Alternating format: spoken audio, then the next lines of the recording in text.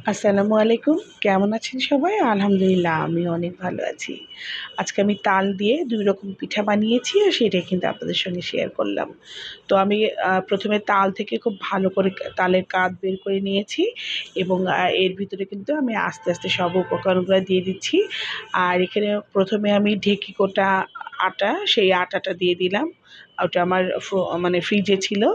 আম তো একটু মানে গুটি, গুটি ভাব ছিল। আমি কিন্তু খুব ভালো করে হাত দিয়ে মানে একটু ব্লেন্ড করে নিলাম, হ্যাঁ? নিয়ে একটু পাতলা হয়েছে আমি আবারও এর ভিতরে দিয়ে দিলাম। তো আমার মোটামুটি মানে ঢেঁকি কোটা আটাটা প্রায় ২ কাপের মানে উঁচু করে আমি ২ কাপ দিয়েছি। দিয়ে আমি ভালো করে কিন্তু এটা মেখে নিচ্ছি। আর এর ভিতরে আমি স্বাদ মতো আমি আ মানে মিষ্টিটা দিয়েছি, চিনি দিয়েছি। ওটা ১ম এ আমি ১ কাপই দিয়েছি।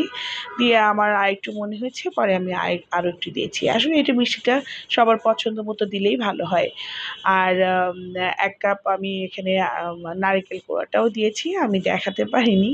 তো যাই হোক এভাবে করে কিন্তু আমি খুব ভালো করে মেখে নিয়েছি এবং ০.৫ ঘন্টা রেস্টে রেখেছিলাম। আর আমার দাদি সবসময় বলতেন যে পিঠা বানানোর সময় সবসময় গোলাটা খুব মানে মাখাতে হয়। মাখালে সেই পিঠাটা ফুলে ওঠে ভালো আর খেতেও খুব ভালো হয়, সফট হয়। তো যাই হোক আমার মানে ওটা আমি ০.৫ ঘন্টা রেস্টে রেখেছিলাম গোলাটা।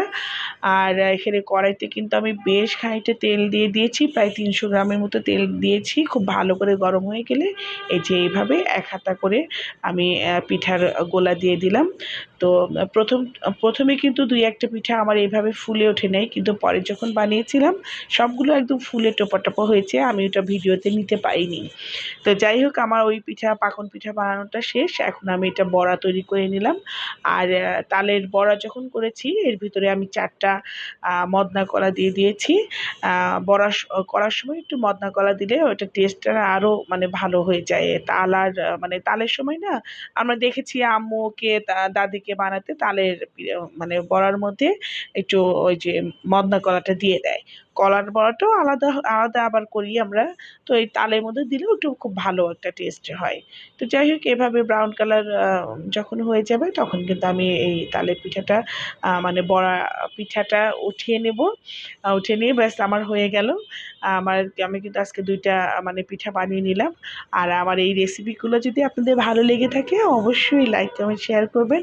আমার জন্য বেশি, বেশি দোয়া করবেন।